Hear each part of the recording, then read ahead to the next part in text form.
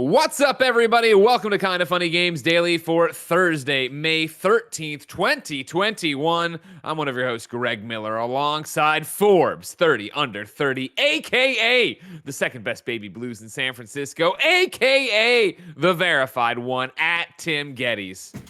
I love how as you introduced yourself, there was just a million little U's. And like, I love the idea. Kevin always yells at us, don't pay attention to what he's doing over there. So I saw things wigging out and I was like, I will keep going. The train rolls on. I'm But I like had a a conductor. moment. I'm on a big train here and I see the car full of children on the tracks and I go, I know I can't brake in time, and I accelerate. Either you're going to get out of the way or we're just not going to have a problem because you're not going to be my problem. I'll be in Tucson, Arizona by the time the cops are like, what train hit these people? The trains can go fast, ladies and gentlemen. If you didn't know, toot toot, trains are the future. You literally just proved the point that I was about to make, which is I am horrified of nothing more than Greg with a bunch of other Gregs, because there would be the first moment of you all trying to figure each other out, and that's going to be chaotic and very bad. A lot of them are going to die. But then after that, there's going to be the ones that remain. And that is going to be the loudest wheeze laugh where all of a sudden they all laugh in synchronisation. And it just like goes, it's like the that domino effect sound, of and all of a sudden laughing at each other. you always hit a point, Greg, where you laugh so hard because you make yourself laugh. And here in this case, you're actually making yourself laugh, another version of yourself. Of course. And you laugh so hard that you hit that high point where the wheeze goes from loud to just dead silent. So there'll be one moment, there'll be hundreds of Greg Millers, and it'll just be perfectly silent.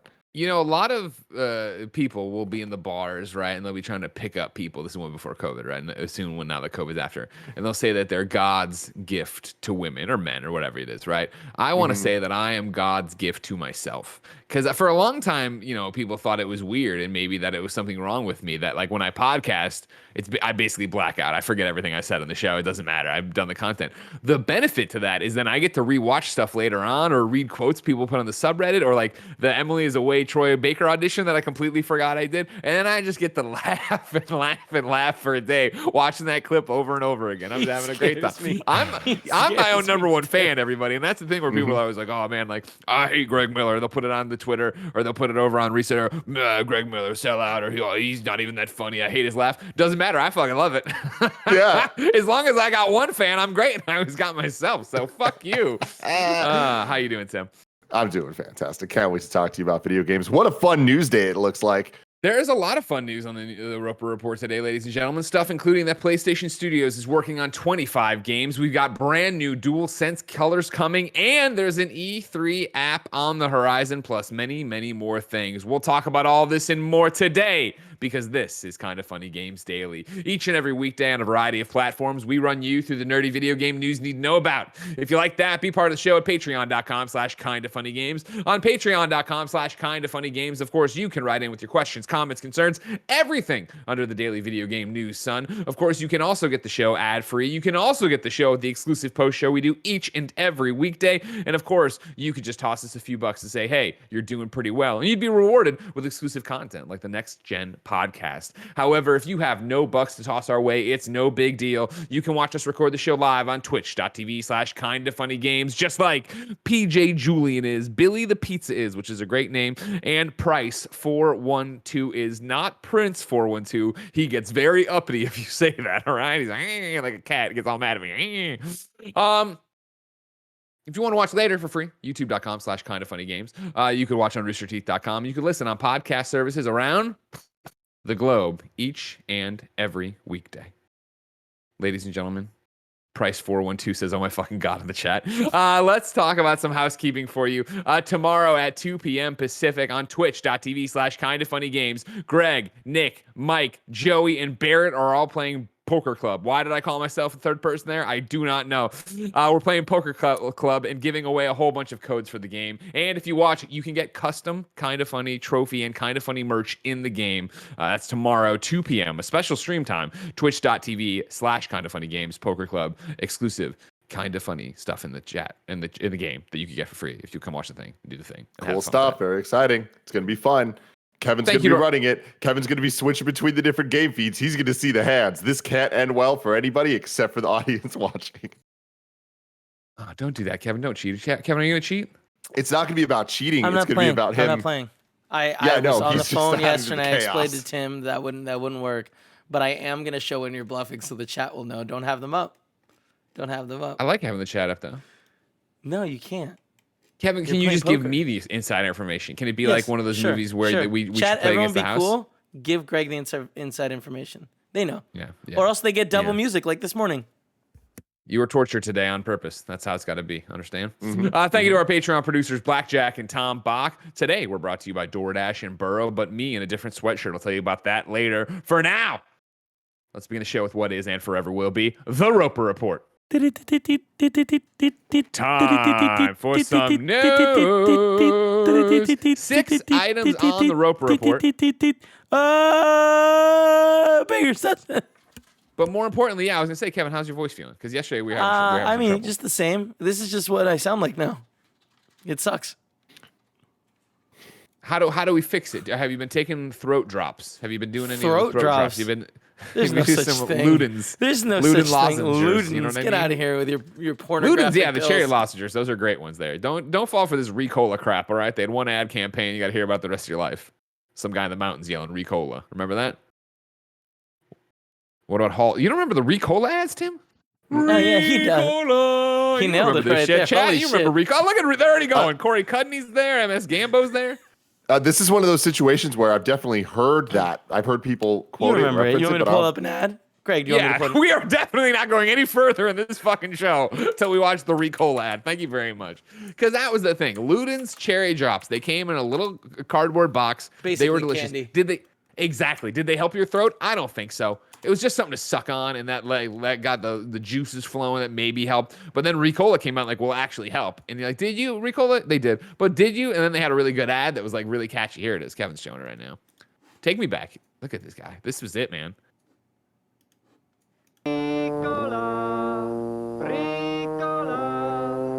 I've never seen this. A pleasant-tasting blend of organically grown herbs from Switzerland. For soothing relief, try Ricola. Let it finish. That was it. Ladies and gentlemen, I want you to think about it right now.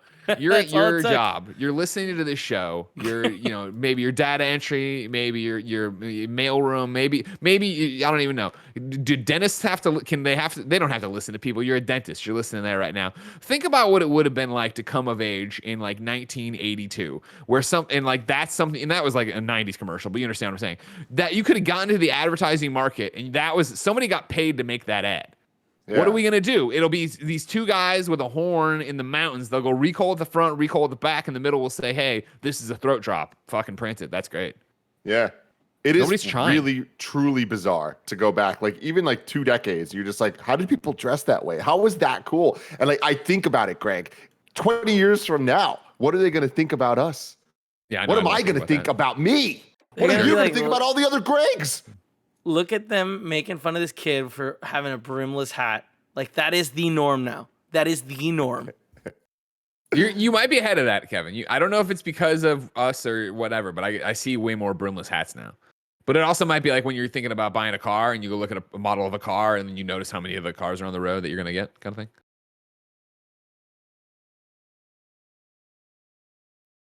Kev? Oh no, that was a good one. I thought we were just having a great pregnant pause. Some dentists just stopped doing a root canal to look down. What's wrong with my iPhone? No, they got me. And then he drills right through the person's lip. Then they gotta bury that person. You know what I mean? You can't have that Yelp review. Number 1 on the Roper Report. Let's talk about PlayStation 5's 25 new exclusives and their 2 new controllers. We'll start with an interview over at Wired, where Peter Rubin talked to a whole bunch of different people from PlayStation, including Jim Ryan and, of course, a friend of the show, Herman Hulst. We'll start where, of course, they're kicking it off, talking about 7.8 million PS5 sold so far. Of course, there'd be a lot more sold if they could get them to people. To which Ryan talks about, quote, we're working as hard as we can to ameliorate that situation. I think he means alleviate. I'm a dumb man. I'm going to say alleviate, but he says ameliorate. He's very, he's using a big word because he gets paid a lot more than me, and he's a real CEO. Mm-hmm. Kevin, Tim, you're looking it up. Get me a pronunciation of ameliorate and a definition. OMG, Alexis. You're killing it. Okay. But to make something bad or unsatisfactory better. The reform did much to ameliorate living standards. Okay, hold on. Everybody's like, that's a real word. No one, no. This wasn't Greg Miller coming in with his big rock from his glass house saying fake word. It's Greg Miller saying that is a very smart person word that I'm not. That's a 25-cent word when he could have got away with a nickel word. Could have said alleviate. We all know alleviate, right? Thanks to Aleve, show me an Aleve commercial, right? You know what it is? Because I digress. Ameliorate that situation, Ryan says on a Zoom call mere hours after receiving his second COVID-19 vaccination shot. Quote, we see production ramping up over the summer and certainly into the second half of the year. And we would hope to see some sort of return to normalcy in terms of the balance between supply and demand during that period, end quote. Tim, let's just get into it here because I feel like these are three very different things we're talking about that are from this story. First one right here.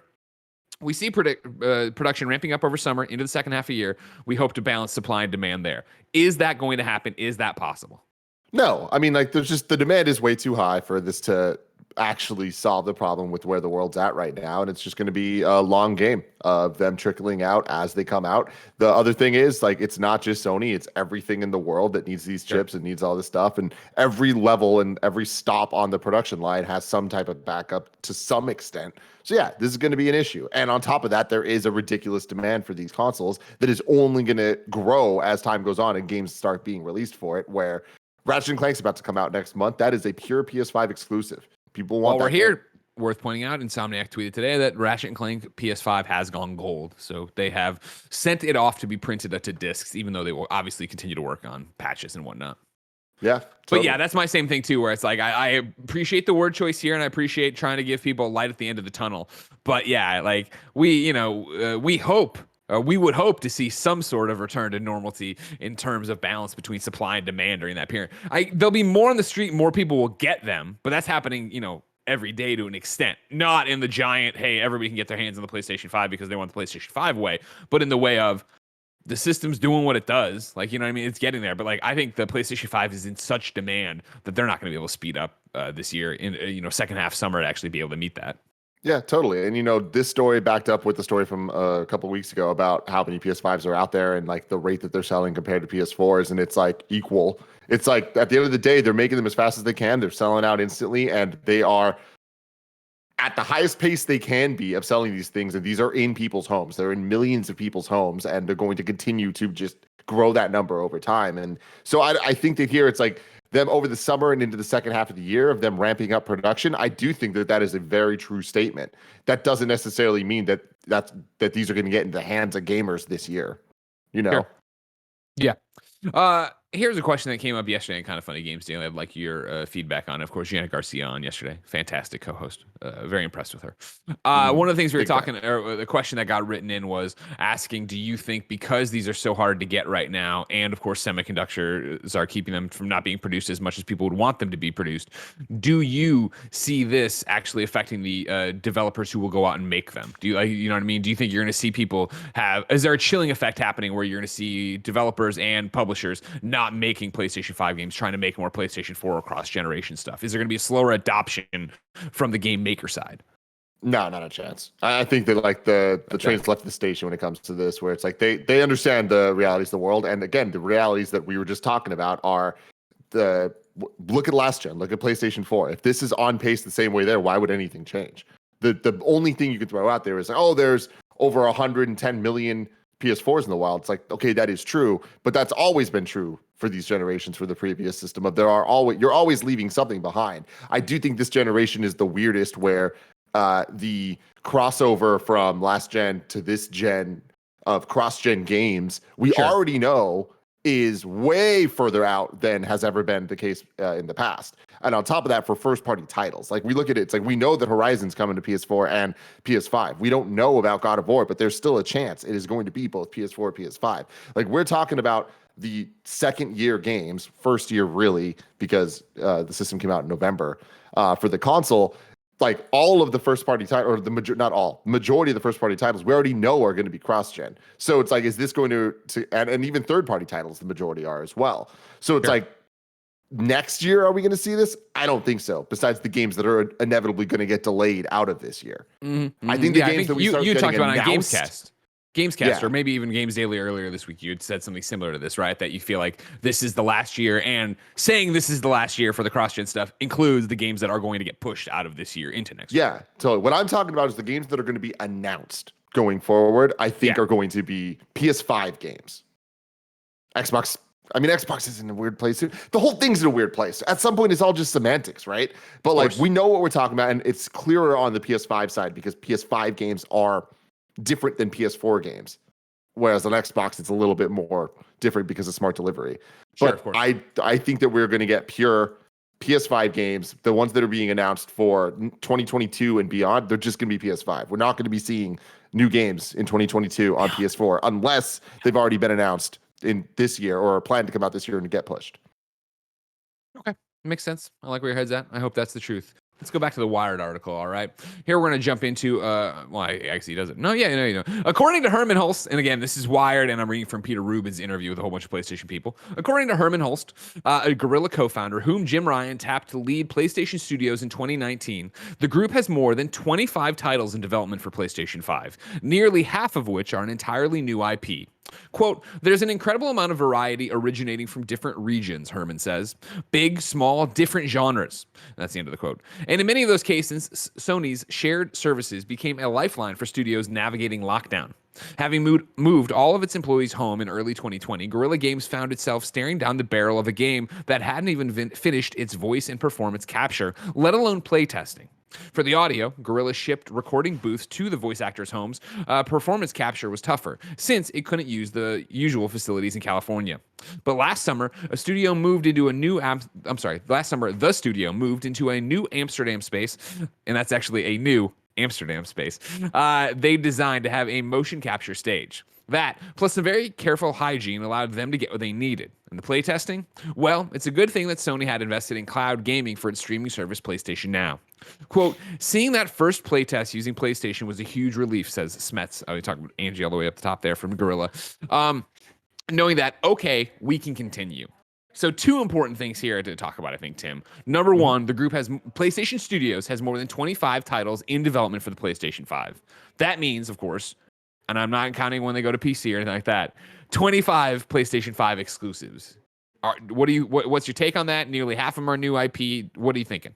This is all unbelievable news. That number is insane. 25, right? Half of them new IP, and we only know, what, a handful?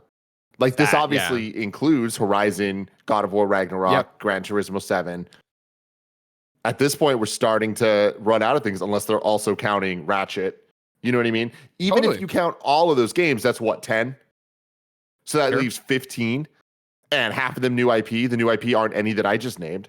So, and that gets me excited because this is what we're talking about again with what PlayStation Studios means, right? Remember when they rebranded PlayStation Studios, a lot of us were like, oh, that's interesting. I guess it makes more sense than first party, PlayStation Worldwide Studios, yada, yada, yada. PlayStation Studios isn't just the first party library. That is anything PlayStation's partnering with to have exclusive to their console. Something like Returnal with Housemarque, where of course PlayStation doesn't own doesn't own Housemarque. Housemarque isn't a first party developer. Yet, since this would technically be a second party thing, but as Insomniac yelled at me that one time on Twitter, second party doesn't really exist anymore. So if PlayStation is paying you to make a game, you are first party, or for a better sense of the word here, you are a PlayStation studio. Yeah. So what other indies, what other third party developers has PlayStation partnered with to come up with these brand new IPs? That gets me excited.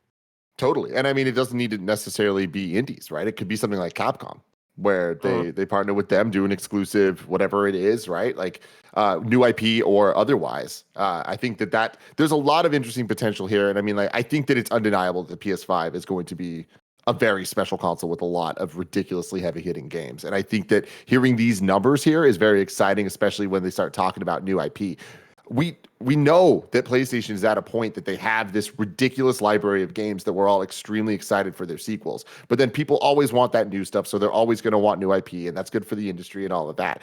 But I like that this 25 is a number big enough to be able to satiate all camps, to make everybody happy. And that's a lot of things to look forward to. These are numbers that when I see them, I'm like, man, state of play is going to be potentially really interesting in the next couple of years. When we get the whatever Game Awards, E3, all the different press conferences, like there's always going to be, it's going to continue to be a lot of hype around Sony because their expectations just keep rising. It's all an expectations game when it comes to our predictions and announcements and all this stuff. And for years, Xbox has been in this place where it's like, they got to get their ducks in the row. Okay, there's going to be a Gears, there's going to be a Halo, but what else? Maybe new IP. Now they have all these studios now, especially with Bethesda. We look at it, and all of a sudden, there's a lot to get excited about when it comes to Xbox from the announcement perspective. Yeah. Nintendo always has that X factor, and they had their legacy of all their things, and we expect the sequels to their litany of different franchises they have and spin-offs they have and all that.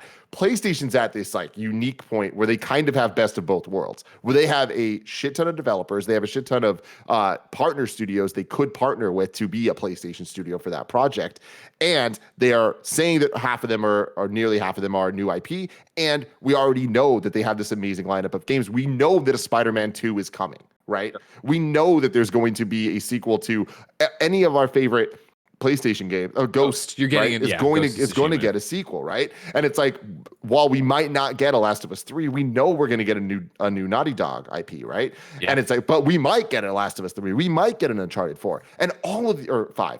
All of these things are exciting, right? I love that. I love that there's a lot to be excited about from every angle when it comes to the games being made for PlayStation 5. Yeah, 100%, right? And I think that's what gets exciting. And I like to see, I think we've had this conversation, of course, multiple times through multiple shows on here and Kind of Funny, but this idea of Xbox winning the war in terms of announcements, in terms of hype, PlayStation winning the war in terms of actually putting stuff out in sales. What do those two strategies look like? So you like to see PlayStation out here, throwing it around a bit, giving you something to be excited for. Light at the end of the tunnel on when you get a PS5. Light at the end of the tunnel in terms of, hey, there's a whole bunch of stuff you don't know that we are working on, that we do have these exclusive things for the PlayStation studios. That's interesting. However, the second part in here I want to talk about, they talk about, Guerrilla Games. Angie over there and everybody there, having to pivot for Horizon, Forbidden West. Do you still, when you read this, do you think this is here to satiate people like us who are like, I don't know if that game's coming this year? Do you believe it's coming this year? Like, they make it sound like obviously they pivoted and were able to get what they needed done. I mean, that's the thing, is both this and there's a news story coming up later that talks about Halo Infinite being a fall game from Xbox. I think that both PlayStation and Xbox wouldn't say that about these two games right now if they thought that there was a good chance it was going to move. And I know that we're in a weird, tumultuous place right now. I know that anything can change at any moment. Yeah. But like, I really think that, especially in the case of Halo, it's like they know where they're at with it, and they can just as easily not put that fall date on it, right? Them saying that, I really feel that at this point they believe they're going to hit that. And when it comes to Horizon, there's just such a question mark, because we know they said 2021, but we don't really have more than that, and we don't really need more than that at this point. That's the thing, is like they kind of, we wouldn't expect them to announce that date until that June area, that E3 area, right? Because that's just how this traditionally is done. But PlayStation has a new tradition at this point. Like, when we look back at God of War last generation on PS4, we were like, when are they going to announce the release date for this game? Like, it's should be coming up, and it's not here. And then all of a sudden they announced the date, like, what, 2 months before it actually came out? Something like that, yeah. Something like that, right? You're wrong. Let us know the actual timeline. But the point being, it's like, we have no reason to be worried about Horizon right now, because it's not like they're missed their timeline of when we expect them to announce the date. So them talking about it this way, even, I'm like, okay, yeah, I based on this, expect it this year. So much can change, but I expect it this year at this point. Continue to hope for this year. I do. It's that whole conversation we've had about it, because obviously we give God of War so much shit that there's no way God of War's happening this year, right? But you figure for Horizon, where they had more to show and they made a thing about it, you have to let Ratchet breathe. And you see Ratchet right now dominating the conversation. Now, granted, there's a preview period, on Tuesday or Wednesday that just dropped. YouTube.com/kindoffunnygames. Check out the new PS I Love You with our preview of Ratchet and Clank Rift Apart. But I think you see the hype for that building. And so you get there, you launch that. Hopefully it's as good as hopefully it's as good as it's looked every time we've all seen it. And then it gets to dominate those reviews. And then you do a state of play after that. That would serve as your post E3, but your summer state of play, right? And maybe go there and talk about Horizon, so people know what they're looking forward to for the second half of the year. But speaking of Horizon, there's one last tidbit about it in here. Again, you can go read this. This is all from Wired, Peter Rubin's article. I skip a whole bunch of it to basically the last paragraph, and it goes, and for the folks inside the company who have been playing preview builds, there's a feeling of deep satisfaction about what's to come. Quote, I spent some time yesterday with Horizon Forbidden West for the first time in 7 or 8 months, said Herman Hulse, who had been involved in the game in its early years before leaving Guerrilla to head up PlayStation Studios. Quote, to step away and to come back to it, talk about giving me a gift, end quote. I would love to. That's like such an amazing thing to think about. For his, Herman, of course, was Guerrilla Games for so long, the face of it. I worked with him on interviews and previews for so many years for Killzone, let alone then the energy he had to come out and show us all Horizon Zero Dawn, to then have him get promoted up the chain this way and take 7 or 8 months off from seeing that game that he helped get to that point, and then get to have it and go play it. Man, I can't imagine what that was like. Absolutely, man. And look, here's where I come at this whole thing with. I know how easy it is for people to look at, CEOs and leaders and people in management and be like, yeah, of course they're just selling the product. Of course they're going to hype it up this way and whatever. It's like, that is all true. And yes, that's part of the job. And yes, that's why this is all happening. That is obvious. You don't need to do that though.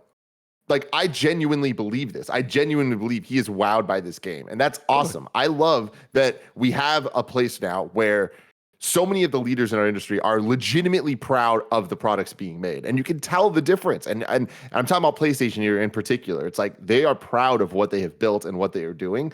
And for good reason.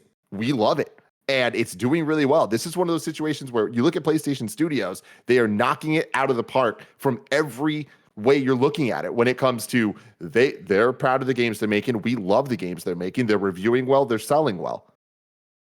Best case scenario, right? And on top 100%. Of that, like, not to belabor the point, but it's like new IP, sequels to things. It's like we're getting a little bit of everything across the industry. Indie, AAA, all of it. Like, they're really, really doing a good job. And they should be proud of it. And they should be hyped about this.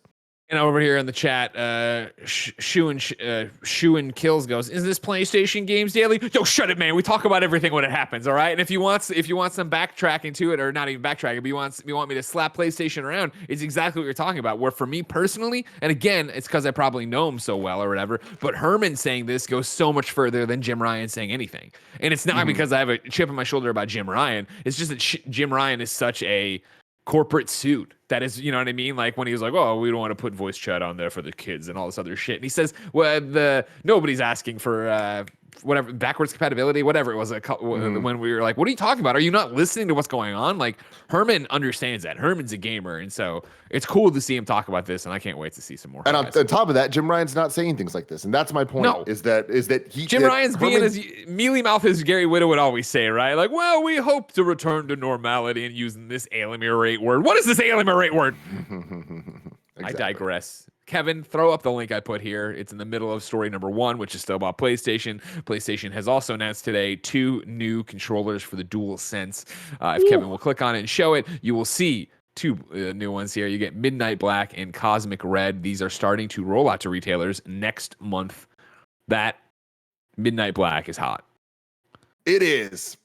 There's a butt coming. There's a butt coming. What's the butt? What are you going to say? The dual tone of the bottom half compared to the top half, it just doesn't look great. This picture doesn't show it off that well. For the black? The black specifically. Okay. Oh, how it's like that. Blacks. I can see it though. I can see it where it's like more jet black on the thing, but then grayish for the I want to try to find the other pictures of this because like this picture it looks cool. But Kevin, if you want to go to the PlayStation blog, they have a whole bunch of things up there. Let's see,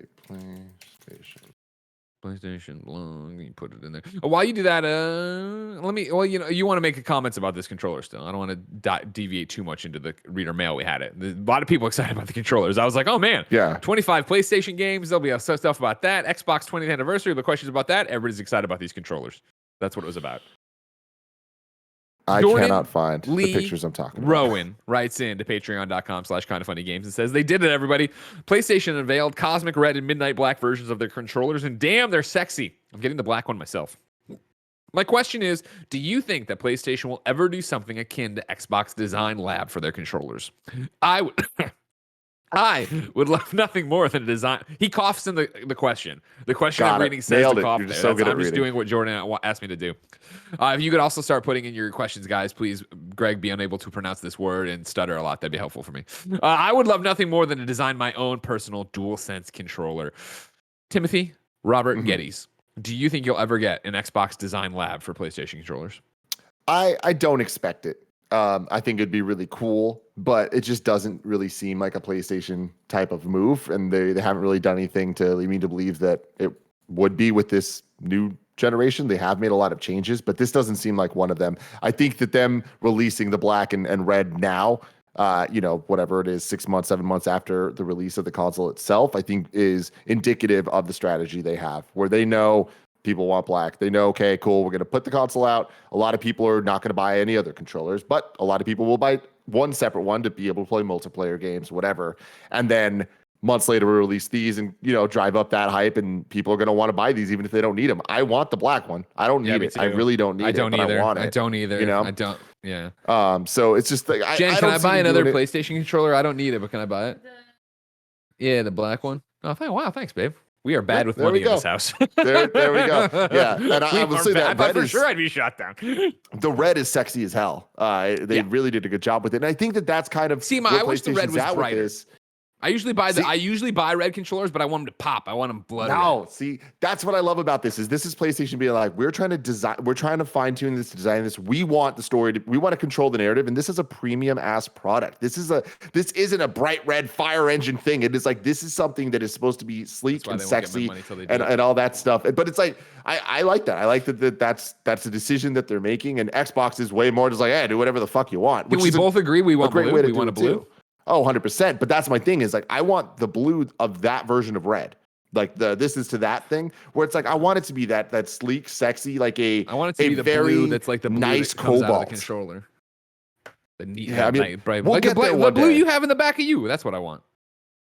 That's a nice blue back there, I know. Like my thing is that with PlayStation, like this to me shows that they really care about the look of their stuff. They want it to be a premium experience and all that dialed in. But I guarantee within a couple of years, we're going to get fucking DualSenses with camo prints all over it, because that's how this always goes. And that's good. That's good. But for now, they want the PS5 to be this like super premium hot item. And I'm with you to Jordan's question in the same way. No, you won't get a design lab thing. I think that's never been PlayStation's MO, and I don't think it will be here either, where they like the uniformity of it. They like controlling what it looks like, which leads us to an interesting second question. The 5-star man writes in and says, hi, Greg and Tim. Now that we're getting new colors for the DualSense controllers, does this do anything to make all of you think Sony may release PlayStation 5 systems with different colored side plates, or maybe even just side plates themselves? I'm assuming no, or at least not anytime soon, but I am curious what kind of funny things. I think everything you just asked, 5-star man, I think is going to be the past repeating itself here, where yes, you are going to get PlayStation 5 special editions for games. I think if we're in a different world of production capabilities and there wasn't the semiconductor thing and yada, yada, yada, you might see it for like a God of War Ragnarok. And maybe you still will, because God of War Ragnarok is not this year. Maybe next year when it comes, you do see one that has an awesome plate on the front of it. But if the PlayStation 5 is still selling like hotcakes, why complicate the production timeline to do that? You jump then to a Spider-Man 2. Then for sure you're going to see PlayStation 5 special editions shipping with that faceplate. I do not see them being sold officially by PlayStation, through PlayStation proper, maybe eventually through a third-party partner, a Mad Catz kind of deal or something like that, where you can get a plate. But it's exactly what we're talking about with Jordan's question, where there is a style and a vision to the PlayStation 5, and PlayStation wants to have it be uniform and have that be PlayStation. Am I wrong, Tim? I think that you are 90% right. I think that there is a chance that they will sell the faceplates separately, because anytime they're soon? so yeah, I think there's a chance. And I think because like they're so easy to take off, and it was so obviously designed to be able to be switched out with other things, that I imagine that they might, but if they did, it'd be a similar situation to this, where they still are going to want to control the look of it. So it is only going to be very specific ones that still have the sex appeal of the PS5. And again, the PS5, I'm not trying to say that it is, I hate the design of it, honestly. I really fucking hate the design of it. But I love it. It's a premium Mine's piece right of tech, here for sure. Jim Lee drew on it. Looks great. Looks great. You should all, I mean, that's the thing. If you want a custom plate, you should all just get Jim Lee to draw on yours like I did. Seems like that'd be an easy way to do it. Before we get out of this PlayStation story and go to a different PlayStation story, just to piss off that one person in chat, Odd Doodle wrote in to correct us in You're Wrong. Or not even correct, but give us the facts we asked for.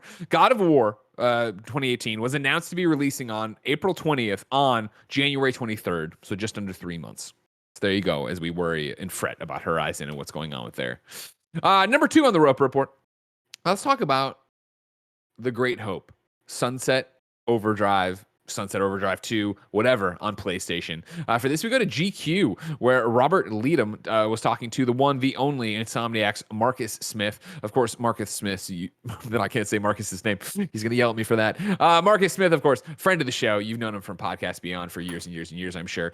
He, of course, is the creative director on Ratchet & Clank Rift Apart. However, he was the director on Sunset Overdrive. So, long interview about what's going on with Ratchet Rift Apart. But then, getting into the very, very end of it, Robert asked this. Having also gotten the Melvins Buzz Osborne to work on Sunset Overdrive, is there anyone left on your alt-rock bucket list? Marcus says, I have to get Can back together. I don't know what that means because I'm not cool enough to understand music. But then Robert asked the question for dorks like us. Amazing shout. Is there any life left in the Sunset Overdrive franchise, given it used to be an Xbox exclusive? Marcus says, I mean, never say never is my approach. Obviously, we're part of Sony now, but we own the IP. And so there's nothing really stopping us other than we have a lot of really exciting things in our future. Then back to Robert one last time. I suppose the question is, would you want to make another one? To which Marcus says, I would. I think there are a lot of stories that can be told in that universe, and I would love to return to it. I had a lot of fun making that game. Timothy Robert Gettys. Sunset Overdrive has been on the tip of many a tongue. Obviously, we've been talking about Ratchet so much, talking about Spider-Man Locomotion, but more importantly, that trademark that went through and finally went going. So, of course, Sony now can control the property they own. What's your read? What's going to happen to Sunset Overdrive? I think that Sunset Overdrive somehow, some way, will end up on the PlayStation 5. Okay. Like the first one? that is something. I'm just saying Sunset Overdrive in some way is going to end up on the PlayStation 5. I do think that the original will.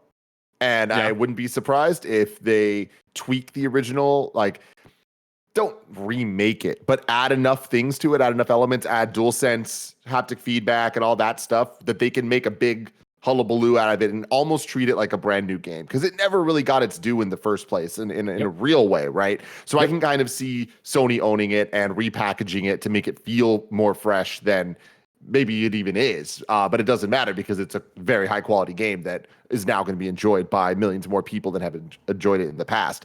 Does that tee up a sequel? I don't know, probably. I got to say, I am utterly shocked at the output from Insomniac. And we've talked about it a million times now, but like they are kind of killing it. And they are slowly 100%. Creeping up, if not already there, at the top spot at PlayStation Studios. And PlayStation Studios is arguably the top spot of the industry, right? Wow. So looking at that, we know they're working on multiple games. The fact that we had Miles Morales and Ratchet Rift Apart coming out months apart from each other is utterly insane, specifically because I imagine they have more stuff to announce for the coming years.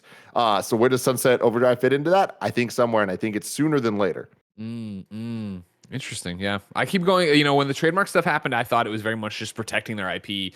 And I argued against seeing a re-release of Sunset 1 on PlayStation 5.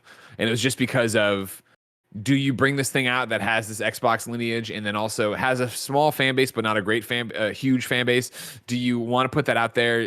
The quality we're talking about of games, we read through reviews the other day from Metacritic, right? And everybody being like, it's a lot of fun to play, but like it's content light. Like, does that stand out when you're talking about something in 2021? When you're talking about the stride Insomniac is in right now and PlayStation Studios are in right now? Do you want to put out something that is a re-release, remaster that is fun for a while but not worth seeing all the way through because of the content and yada, yada, yada? Or do you want to say, all right, cool, finish Ratchet, and then what's your next idea? Or was that even a thing when PlayStation bought Insomniac? Were they talking about, hey, here are the future ideas, and we would love to get back to Sunset. We have a great idea. Personally, I would rather see them, what you're talking about, do something new with Sunset and bring it out and kind of like, we're making a Sunset 2, but not calling it Sunset 2, and then see what you want to do with it and what you've learned from it and what you've learned from all the other games on top of that. But we'll have to wait and see.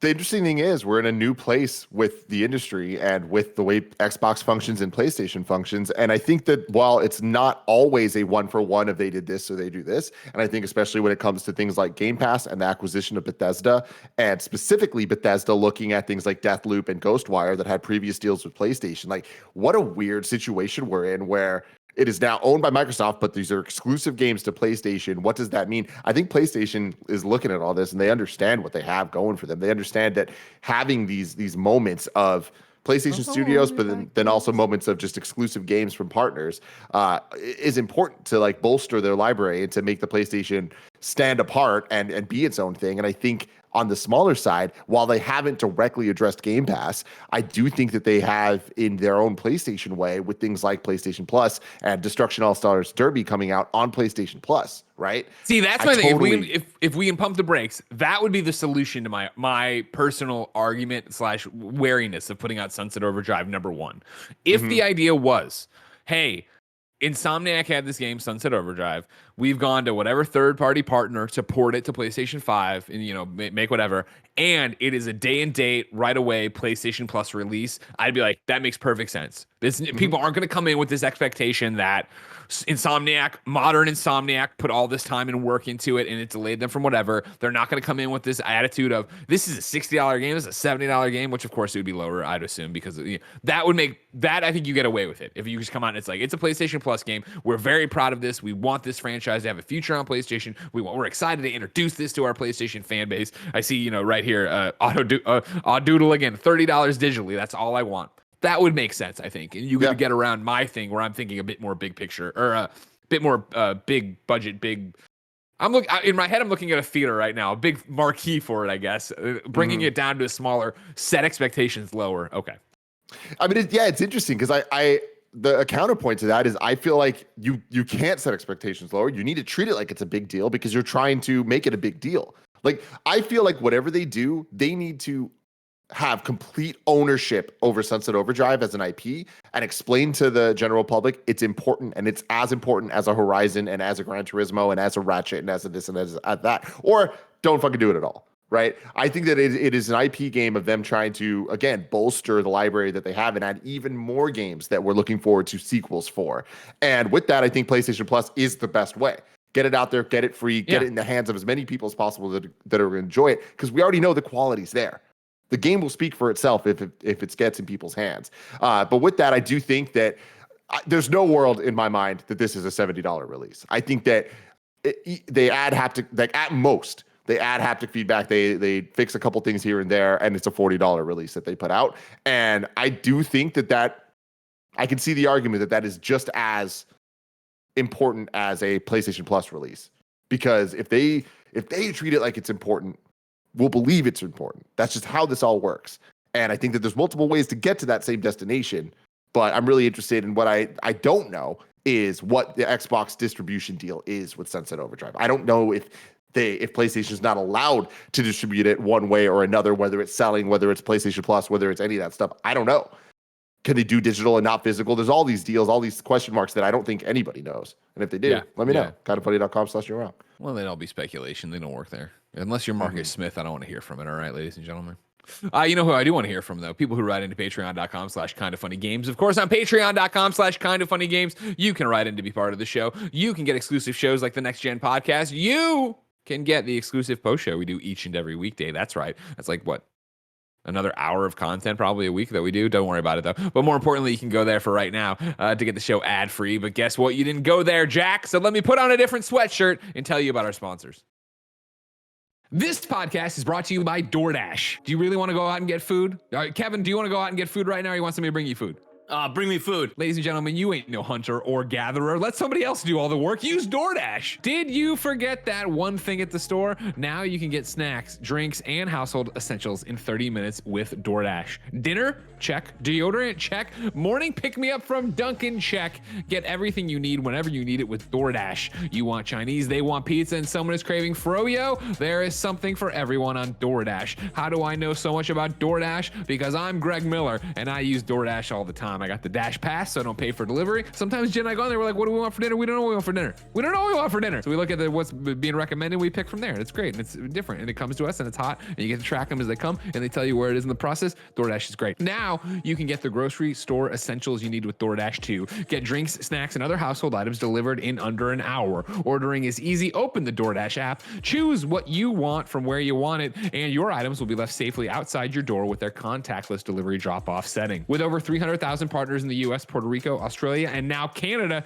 you can support your neighborhood go-tos or choose from your favorite national chain restaurants like Popeyes, Chipotle, and Cheesecake Factory. A long time ago, I thought it was Chipotle, but it's Chipotle. Did you know that, Kevin?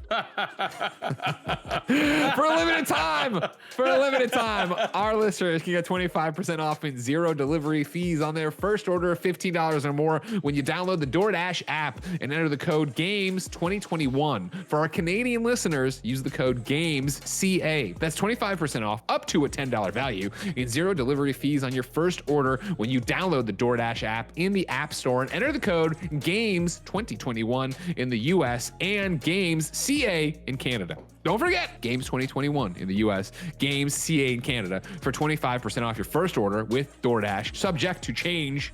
Terms apply. Our next sponsor, ladies and gentlemen, is Burrow. If you haven't heard us talk about Burrow furniture lately, you haven't listened to Tim Gettys talk about his couch. What does he talk about all the time? It's got a USB charger built in. He loves that, but Burrow's even better than that. Most of us haven't found our forever home, which makes buying furniture a double-edged sword. You're either buying some cheap futon that you'll just leave out on the curb someday, or you're investing in an inexpensive sofa that might last forever, but definitely becomes a pain in the butt when it's time to move. You think someone would have figured out how to create quality furniture built for the way we actually live wherever we live? Well, someone has. It's Burrow. Burrow is easy to shop for. Shop for everything you need for your living room online. No far-flung warehouses, no high-pressure salespeople. Plus, Burrow's world-class support team is available for you whenever you need them. It's easy to assemble and it's easy to move. Burrow's innovative modular design and super helpful instructions make assembling and disassembling your furniture quick and hassle-free. And when it's time to move, your Burrow furniture won't hold you back. Kevin, you've known Tim a long time and you always call him a big old dum-dum. He had no problem installing this furniture. That means it's pretty simple, right? Yep. Designed for the way you live, their credenzas are actually tall enough to fit next-gen consoles standing vertically. Their award-winning Nomad sofa has Tim's built-in USB charger for all-day power. Plus, you get fast and free shipping on every order. It saves you an average of $100 on large items like a couch and a logistics headache. Right now, you can get $75 off your first order at burrow.com/games. That's Burrow, BURROW.com/games for $75 off your Burrow purchase. Burrow.com/games. Number 3 on the Roper Report, believe it or not, Tim, in 1 month, we will already be 1 day into E3 2021. Will you have already seen a new Pikmin? Probably not. Stop asking for it all the time. But we have details right now about E3's app and online thing. So here we go. I'm bringing it right from the press release.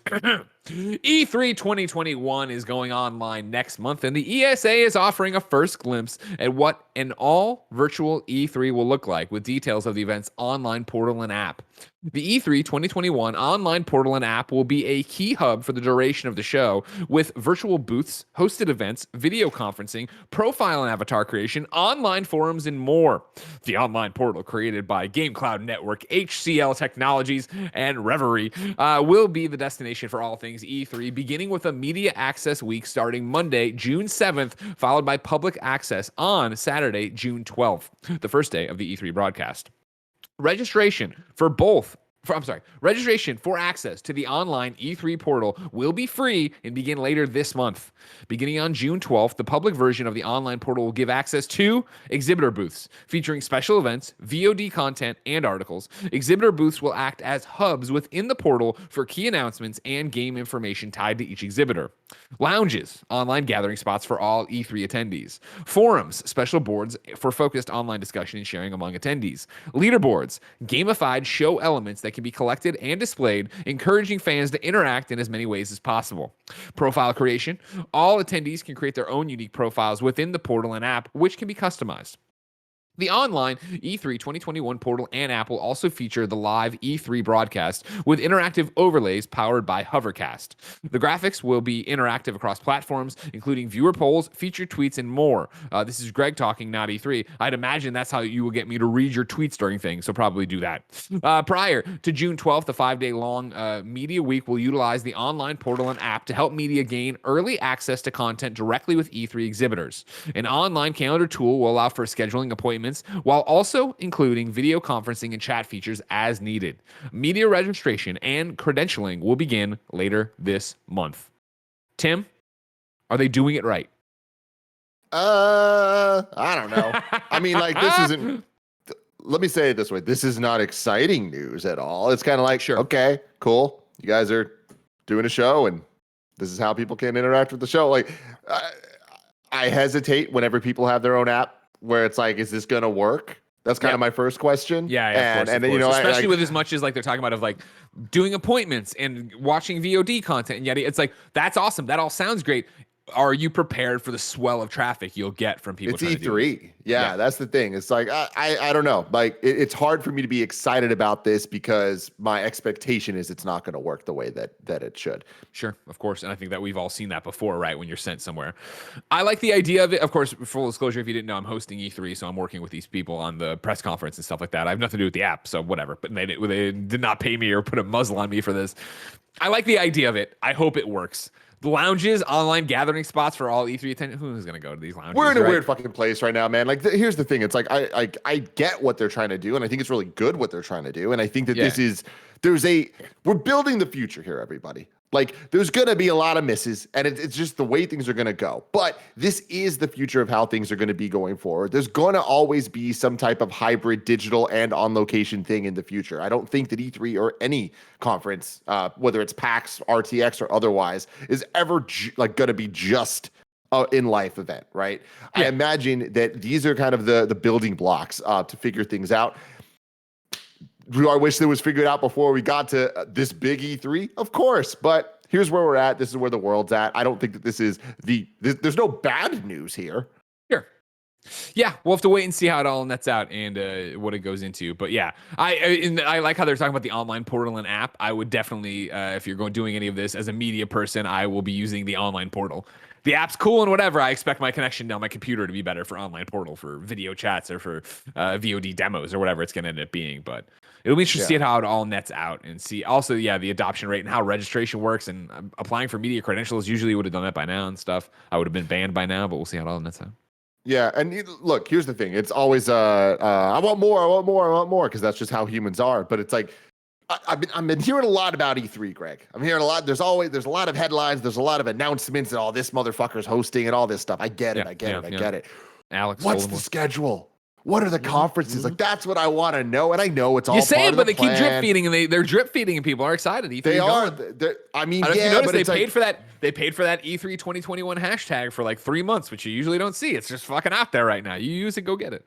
Interesting. Get the little there E3 to pop next to your name all the time, or it's popping up. It's popping up. But I mean, regardless, they're drip feeding. But like, as somebody like that doesn't care about this stuff, that cares just about the schedule, I'm like, that's their big one, man. Schedule. That's and the big we've had that so many times before. You know what I mean? Like in any other year, I know it's been a different world and all that stuff, but it's like we would know what the press conferences are months ahead of time. We are less than a month away right now, and we don't know exactly what's going on. And I get it. This is hard. Everyone's trying to do something new for the first time. And honestly, I believe it's going to be totally fine. And as much as I'm bitching and complaining right now, all it's going to take is them to put out one calendar with the schedule. I'll be like, oh, cool. Okay. Like, I'm there no matter what. Like, it's like, I think that's how most what information am I really waiting for? Just like the details so I can nerd out about who goes before who and all this stuff. Could this mean, all that stuff? But that's the fun of this. I love E3. It'll be there soon enough. Don't worry about it. 1 month, ladies and gentlemen, get hype. Number 4, we have Avengers Red Room Takeover details. We're long, though, and I know I'm the only one who cares about Avengers. So heads up that the Red Room's been detailed. Basically, what is it, May 20th? Yeah, it starts on May 20th through the 31st. You can go in and do these single-player Red Room challenges. What's neat about it, if you're like me and have played a million things, obviously you're getting animated nameplates, whatever. But then they also say a significant amount of XP, which if you're like me, I would say I have already leveled up all the way. Why do I fucking care? They're introducing a new champion system. Currently, when heroes reach level cap of 50, XP becomes is obsolete. With the new champion system, heroes who are level 50 can improve their combat abilities even further. Basically, you'll start earning this champion XP and then have new skill trees to go invest the points in to make the character even stronger. So that's fucking cool. A reason to turn on Avengers and play. Again, it's the same thing as always of like, cool, I'm getting stronger for what? War for Wakanda obviously coming later this year. They did also announce the Cosmic Cube event, which is their next like story pieces, officially coming in June now. That's also been kind of hazy. Now it's June. And then also Hawkeye's Avengers Endgame outfit is in Avengers as of today. So there you go. If you're excited, go get it. I will play this for a little bit probably. I didn't play the last event when they started attacking on stuff because first off, I was on a million reviews, but also the rewards were just nameplates, and it was like, that's cool, but give me a costume to get. Give me something to go that way. And this is actually like making my heroes stronger. So another reason to play Cap, which I'm all about, and I assume use that Captain America Endgame skin that will be coming eventually. I digress. Number 5 and final on the Roper Report today, Tim. Xbox 20. You tossed this in there. Of course, Xbox is celebrating 20 years of Xbox. They put out a whole announcement today of like, hey, we're doing this, and it's going to be a whole bunch of different things going on. What caught your eye on it? I mean, here's the thing. There's not really news here, but I wanted to put it here because I think it's important to talk about. We don't need to go on too long because I know the XCast is going to do a whole deep dive into the 20 years of Xbox celebration. And they're going to give it to you, they say. They're going to give it to you. And all of that stuff. Kev, if you could do me a favor and click that link, please. There's a couple things that I wanted to point out here. They're doing a whole bunch of merch releases to celebrate the 20 years. Scroll all the way down, Kev, to the merch there. Yeah, you can see it. So it's cool. They have branding for the 20th anniversary of Xbox. Scroll down a little bit more, Kev, to the Stay Connected. Like, look at the controllers. There you go. That picture of all the controllers is really cool. Like going through the history of all the different real cool, yeah. iterations of the controller. And then, Kev, last thing I want you to do, can you scroll up to the top of the page and play the video?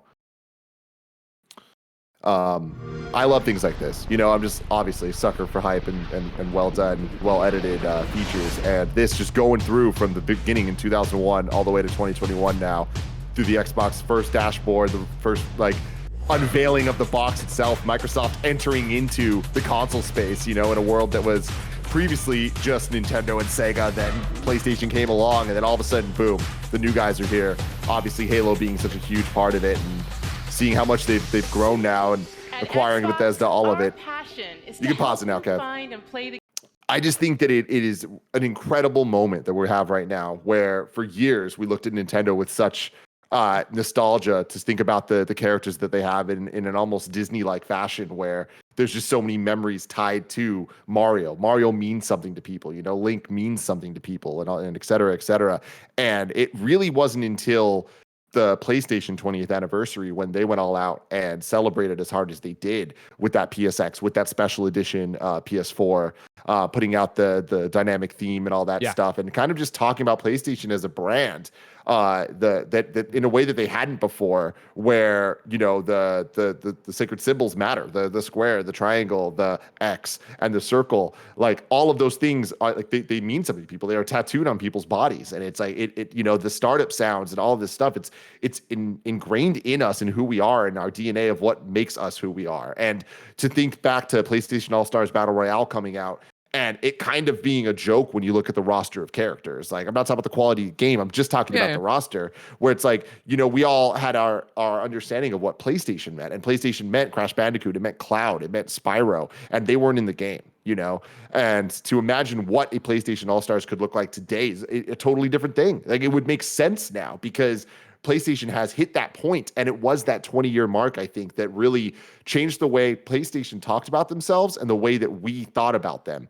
And we're seeing that happen now with Xbox, where seeing that, like, them having on the Series X, you can now have the original green dashboard and stuff. It's like, I never thought that I'd be nostalgic for that, but I am.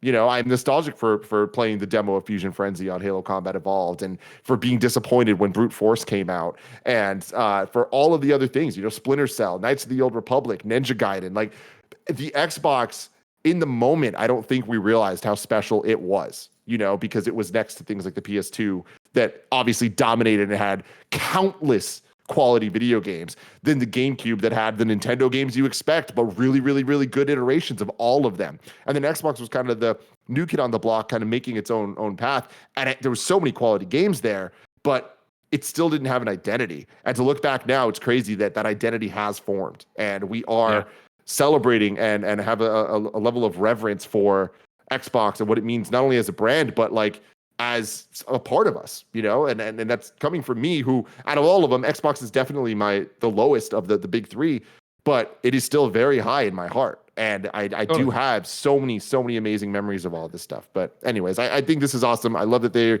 are caring about it this way and presenting it this way, because I think that this is the type of stuff that changes your brand from just being a business to actually having a soul. 100%. Even if it is just monetizing things, but still.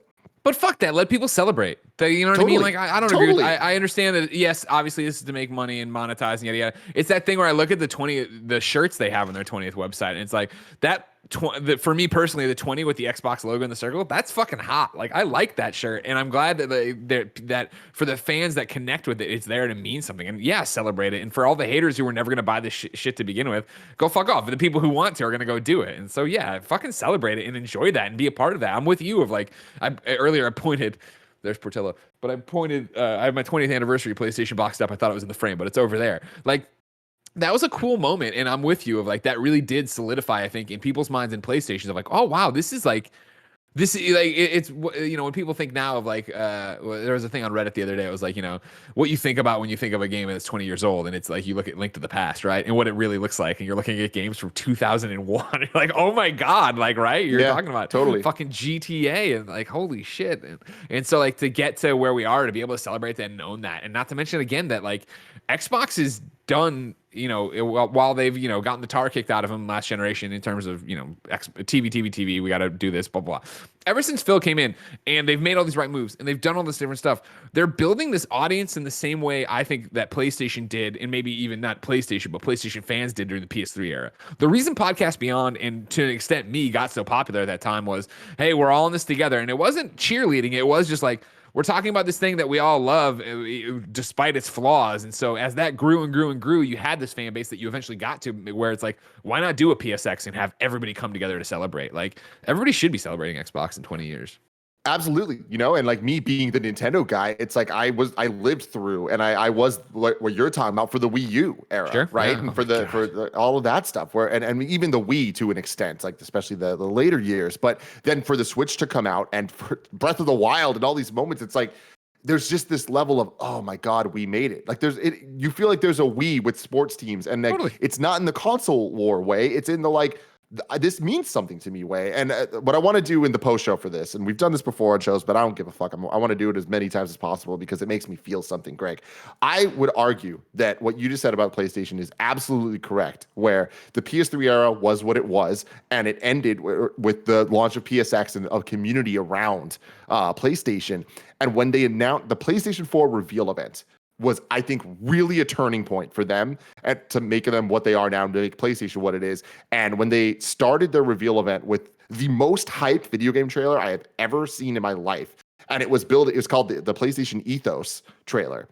And it goes through, and all of a sudden, they're making every part of their past relevant. It had clips from the commercials of Crash Bandicoot calling out Mario, and it had, you know, the first person that bought the PS2 at the Metreon. It had all of this stuff in it, and it had moments, and it was like, for 20 years, we played together, we died together, we this together, we that together, and it's just like, oh my God, like there's a fucking legacy here, and that is so damn cool. And I just, we're here now with Xbox. We're going to watch that trailer, the post shows, the point that I was trying to make, and I'm excited about that. Okay, but before we get that, I wish something even more immediate was happening. Say what came to the mom and grop shops. Where would I go? The official list of upcoming software across each and every platform as listed by the Kinda Funny Games Daily Show host each and every weekday. Yeah. Out today. Wow, a rare Kevin miss. Out today. But rest your voice, Kevin. No, I said rest your voice. Out today. Rad is now available on Amazon Luna through the Luna Plus channel. Remnant from the Ashes, upgraded for PlayStation 5 and Xbox Series X/S, is out today. Even bigger rewards wait savvy executives in GTA Online this week, as special vehicle work pays double, while steep discounts in executive offices make it easier for players to jumpstart their careers as CEOs. Ruby Grim Eclipse is on Switch. Space Commander War and Trade is on Switch. Lost Ruins is on PC. Exo Demon is on Switch. Sunblaze, Switch, PC, and Mac. Crown, sorry. PS4, Xbox One, and Switch. Fantasy Tavern Sextet Volume 3 Post-Lude Days is on PC. Getsu Fumaden Undying Moon is on PC. Connection Rehaunted is on Switch. Kazori is on Switch. Rise Eterna is on Switch. Taxi Driver Simulator is on Switch. Solitaire Card Games is on Switch. Super Shape Shooter is on Switch. 100 Days Winemaking Simulator is on PC and Mac. This game I saw at Day of the Devs in whatever, I guess 2019 maybe early 2020 before everything burned down. This game is dope as fuck. I have it installed. It's a PC game I'm actually going to play. Before We Leave is on PC. Of Bird and Cage is coming out on May 20th, but it's released a demo today. And then here's a Borderlands thing for you. Calling all veteran Vault Hunters today, May 13th, a brand new series of limited time mini events kicks off in Borderlands 3. The True Trials mini events create all new challenges for battle tested players by buffing the final bosses in Proving Grounds maps, drastically increasing their damage and health. Those who manage to best a true trial receive incredible rewards. The 6-week series culminates in the return of a fan favorite seasonal event, Revenge of the Cartels, on June 24th. Then, if you still need more stuff to play today, Fall Guys Season 4.5, the Dave update is out. Here I'm reading from their Twitter. To start with, we have 2 new rounds. The Slime Scraper, a sequel to Slime Climb, Eyes. Button Bashers, players are split. I see. The eyes are from the tweet. Button Bashers, players are split into 1v1 dueling pairs. Best beans go through. Then, 55 additional variations across 12 rounds. Custom lobbies are now open to everyone with as few as 4 beans. PC and PS4 players can play together. PC and PS4 players can now matchmake together in all new modes. Cross-platform parties are not possible yet. Improved latency when grabbing objects and mantling. In-game visuals, blah, blah, blah. There's a ton of stuff that continues to go on like this. You can get it all over on the Fall Guys Twitter. And then finally, this is an interesting one for you Destiny players. Destiny crossplay is accidentally live and won't be much longer. The fans noticed it, and the community manager Cosmo says, "We are seeing reports that some players are able to get a sneak peek at crossplay. This isn't meant to be live yet and is not representative of the full experience. We will be implementing a fix to remove public access later this week, but in the meantime, feel free to partake." So go get it. Feel free to partake. I love it. New dates for you. Vader Immortal Special Edition is hitting PlayStation VR retail on June 18th. Manifold Garden is getting a PlayStation 5 edition they put up on the PlayStation. Today, we're thrilled to announce that we're releasing a native PlayStation 5 version of Manifold Garden next week on May 20th. Even better, if you own the PS4 version or the PS4 Deluxe Edition, you will be able to upgrade for free. Over on the PlayStation blog, they go through a bunch of different changes that are over there and like how they can put more stuff on screen and have a whole bunch of different fun. You can go check it out. I know Blessing, Adeoye Jr. was a big fan of Manifold Garden. So something to look forward to and enjoy over there. Deals of the day for you. Xbox Free Play has a new thing for you, of course. Show off your handles on the hardwood or your reflexes on the road, all in this weekend's Free Play days. NBA 2K21 Standard Edition and TT Isle of Men Ride on the Edge 2 are available now for Xbox Live Gold and Xbox Game Pass Ultimate members. Of course, this ends Monday at Sunday at midnight. 12:01 Monday. It's all over. So don't get out there and do it. Tim. We ask people on patreon.com/kindoffunnygames to kick a few bucks, get some exclusive stuff, get the show ad-free, get the show with the exclusive post-show, and of course, Squad Up. This is where one of you writes in, give me your name, username, platform of choice, and why you need help in a video game. I read it here. The best friends come and find you, and everybody plays games together. Today, James needs help on PlayStation 5. His name is Owl-Eyes21. OWL-EYES21. Looking for some UK-based people to play and hang with on Party Chat. All my friends are slowly returning to the normal world, with lockdown and party members are slowly dwindling more and more as restrictions loosen. I'm currently playing through Yakuza Like a Dragon and Persona 5 Royal and jumping into Avengers for some multiplayer action. If you just want to hang out in UK time with James, hit him up on PlayStation 5, Owl-Eyes21. Tim, we ask people watching live on twitch.tv/kindoffunnygames to go to kindoffunny.com/you'rewrong and tell us what we screw up as we screw it up so we can set the record straight for everybody watching later on youtube.com/kindoffunnygames, roosterteeth.com, and listening on podcast services around the globe. Fighting Wombat says what I was searching for earlier is that Jim Ryan wasn't hearing that PlayStation 5 storage was an issue. That's right. That's the stupid tone deaf fucking thing he said, like a weirdo. What do we got here? Kebab says I missed a date for Sabek. It's a calculator. No, there's a calculator app coming to Switch. Congratulations, nerds. You know what I mean? You're not gonna be using your calculator app on no PlayStation phone. Then Switch. Druvenator says new day and date Game Pass announcement. Dungeons and Dragons Dark Alliance is coming to Game Pass on console, PC, and cloud with crossplay. So there you go. And that's it. Ladies and gentlemen, we Killed did it. We got you through We it. did. Now, guess what? If you're watching live on twitch.tv/kindafunnygames, I'm going to play some Mass Effect 1. I am 20 minutes, 30 minutes into my first replay of Mass Effect. We're going to kick that up with Snowbike Mike. It's not worth it. I can catch you up, Kevin. I can catch you up. It's right there. Don't worry. And then, of course, if you're not watching live or you want to watch that later, you can catch that on our newest YouTube channel, youtube.com/kindafunnyplays. Please go over there, like, subscribe, share.